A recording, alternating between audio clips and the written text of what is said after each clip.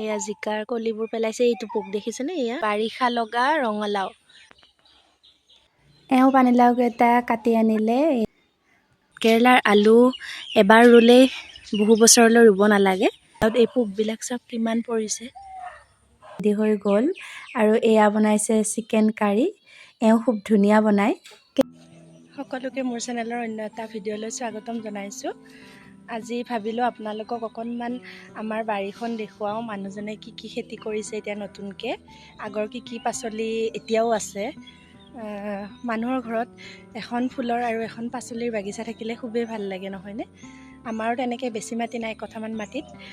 গোটেইখিনি মাটিতে এওঁ কৰিবলৈ চেষ্টা কৰে পাচলিৰ কাৰণে।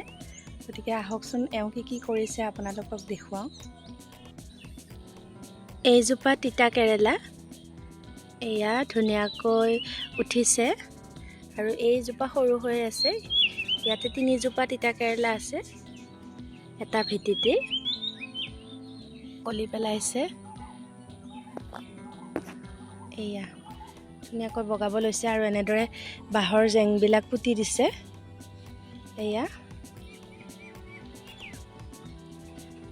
চাং দিবলৈ, মানে আমাৰ ফালে হেন্দালি বুলি কয়, হেন্দালি দিবলৈ ইমান বাঁহ নাই। যিহেতু লাওৰ হেন্দালিখন দিয়া আছে, গতিকে এইদৰে বাঁহৰ জেং পুতি দিছে। হাইব্ৰিড তিতা কেৰেলা বুলি কৈছে, নাজানো, হোৱাৰ পিছতহে গম পোৱা যাব। আৰু এইজোপা জিকা, এয়া ফুল ওলাইছে আৰু এয়া কলি। কিন্তু এইদৰে পোকবিলাক পৰিছে। কি পোক বুলি বা কয়, মোৱা পোক নে কি পোক বুলি কয়। এইদৰে চাই ছটিয়াইছে, হ'লেও পোকে খাইছে। আমি যিহেতু ইয়াতে কোনো ধৰণৰ মেডিচিন ইউজ নকৰোঁ, গতিকে পূৰা জৈৱিক সাৰত। এয়া দেখিছেনে? ছাগলীৰ গোবৰ, এয়া ছাগলীৰ গোবৰ আৰু এয়া সাৰ ফুট ছাই এইদৰে ভেটিটোত দমাই থোৱা হৈছে। এয়া জিকাৰ কলিবোৰ পেলাইছে। এইটো পোক দেখিছেনে? এই পোকে গোটেই পাতবোৰ খাই পেলাইছে। এই ধৰণৰ পোক পৰে। এই ধৰণৰ পোকে গোটেই পাতবোৰ ফুটা কৰি কৰি পেলাইছে। আগতীয়া হ'লে পাচলিবিলাক আগতীয়াকৈ কৰিলে এই ধৰণৰ পোক পৰে বুলি কয়। বহাগ মাহৰ কৰিলে এই পোকটো নাথাকে বুলি কয়। যিহেতু ফাগুন মাহতে আমাৰ এয়া কৰা হৈছে। আৰু এইডাল এইবিলাক পোক কিমান।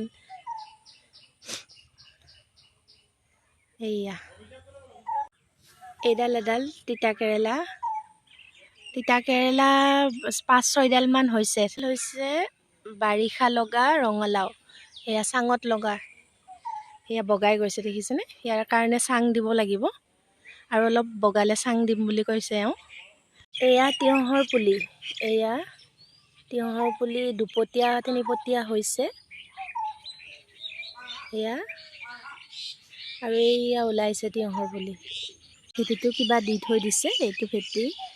এইটো ভেটি আৰু এয়া তিয়ঁহৰ পুলিত ওলাইছে।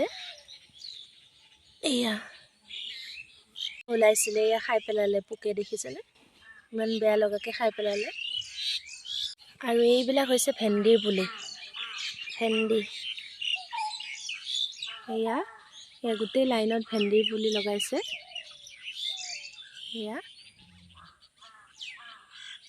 এয়া ৰঙালাও, চাঙত লগা ৰঙালাও। এইজোপা ভালকৈ বগোৱা নাই। আৰু এয়া হৈছে লেচেৰা মাহ। এয়া লেচেৰা মাহ, এয়া বগাব ধৰিছে। এয়া বেছি নবগায় এইকেইডাল লেচেৰা মাহ, অলপ বগাব। আৰু এয়া মাজে মাজে ইয়াতে ভেন্দি দিছে। এইদৰে মাজে মাজে গজিছে, মাজে মাজে গজা নাই, আকৌ দিব লাগিব। এইবোৰ ভেন্দি মাজে মাজে গজা নাই, গুটিবোৰ বেয়া আছিল চাগে। এয়া খৰালিতে কৰা এয়া বিন, এতিয়াও লাগিয়ে আছে। এডাল দুডাল, মানে এভাজি দুভাজি ওলাই থাকে। বেছি নালাগে আৰু এই গছবোৰ বেয়া হ'বলৈ ধৰিছে। আৰু পানীলাও আপোনালোকক দেখুৱাওঁ। পানীলাও এতিয়াও লাগিয়ে আছে। এয়া দেখিছেনে? পানীলাও এতিয়াও লাগি আছে। গছডাল চাওকচোন, শুকাব ধৰিছে, তথাপি পানীলাও লাগিয়ে আছে। বহুত লাগিলে ওচৰৰ সকলো মানুহকে বিলাই দিয়া হ'ল। এয়া পানীলাও, সেয়া পানীলাও দেখিছেনে? এতিয়া ধুনীয়াকৈ লাগি আছে। এয়া এওঁ পানীলাওকেইটা কাটি আনিলে, এয়া যিকেইটা কাটিব পৰা হৈ আছে আৰু কেইটামান সৰুৱে হৈ আছে। 5-6টামান পানীলাও ওলালে। বৰ ভাল লাগে নহয়নে এইদৰে ঘৰৰ পাচলি ছিঙি বা ঘৰৰ পাচলি খাই। আৰু এয়া নতুনকৈ মাটি পেলাই দিয়া হৈছে এইবাৰ। প্ৰত্যেক বছৰে আমাৰ এনেকৈ এটা প্ৰলেপ মাটি পেলাই দিয়ে, যিহেতু খেতিৰ কাৰণে মাটিটো প্ৰত্যেক বছৰে অলপ অলপ পেলাই থাকিলে ভাল হয় নতুনকৈ মাটি পেলালে। আৰু এয়া নতুন মাটি পাই চাওকচোন, ভাতকেৰেলা কেইজোপা ইমান ধুনীয়াকৈ উঠিছে। এয়া ভাতকেৰেলা হয়। ভাতকেৰেলাৰ আলু এবাৰ ৰুলেই বহু বছৰলৈ ৰুব নালাগে, নিজে নিজে ওলাই থাকে ইয়াৰ পুলিবোৰ। আলুটো মাটিৰ তলতে থাকে ন যিহেতু, গতিকে এইদৰে এয়া যেতিয়া হ'ব আপোনালোকক দেখুৱাম। এয়া ধুনীয়াকৈ হৈছে, ডাঙৰ ডাঙৰ ভাতকেৰেলা হয়। যিসকলে খেতি কৰে তেওঁলোকে জানেই যেনেকৈ অকণমান নতুন মাটি, পথাৰৰ মাটি পেলাই দিলে খেতি ভাল হয়। আৰু এইখিনি ঠাইত নতুনকৈ পালেং আৰু ধনিয়া কৰিবলৈ থৈ দিছে। এয়া আবতৰত খাই ভাল লাগে নহয়নে, পালেং ধনিয়া। বেঙেনা, এয়া বেঙেনা এতিয়াও লাগি আছে। এয়া চাওকচোন, এয়া মাজে মাজে 2-এটা পোকে ধৰিছে, তথাপি লাগি আছে। আৰু এয়া বিলাহী যে ইমান লাগিলে, আমি নিজেও বহুত খালোঁ। বিলাহী কিনিব লগা হোৱাই নাই, আৰু ওচৰ চুবুৰীয়া মানুহকো সকলোকে বিলাই দিলোঁ। এয়া দেখিছেনে, এয়া কণ বিলাহী কি ধুনীয়াকৈ লাগি আছে। খাবহে মানে সুবিধা নোহোৱা হৈছে। এয়া কণ বিলাহী, আৰু এইয়া ডাঙৰ বিলাহী মাজত। এতিয়া গছবিলাক বুঢ়া হোৱাৰ কাৰণে বিলাহীবিলাক সৰু হৈ গৈছে। এয়া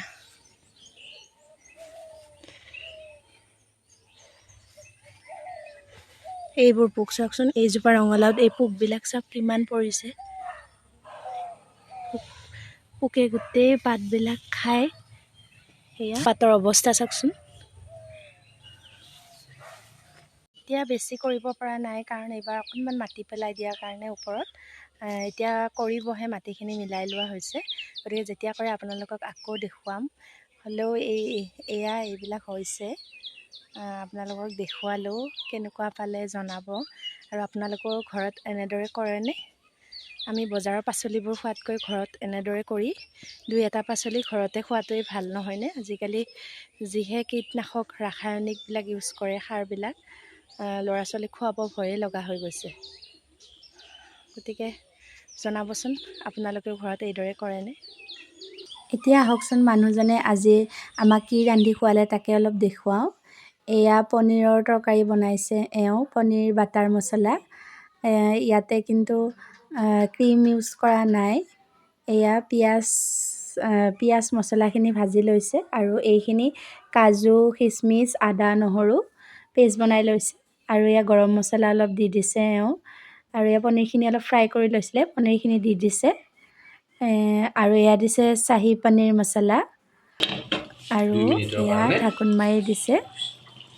আৰু এয়া অলপ ধনিয়া ছটিয়াই দিছে হ'বৰ সময়ত। পনীৰ বাটাৰ মছলা ৰেডি হৈ গ'ল। আৰু এয়া বনাইছে চিকেন কাৰী। এওঁ খুব ধুনীয়া বনায়।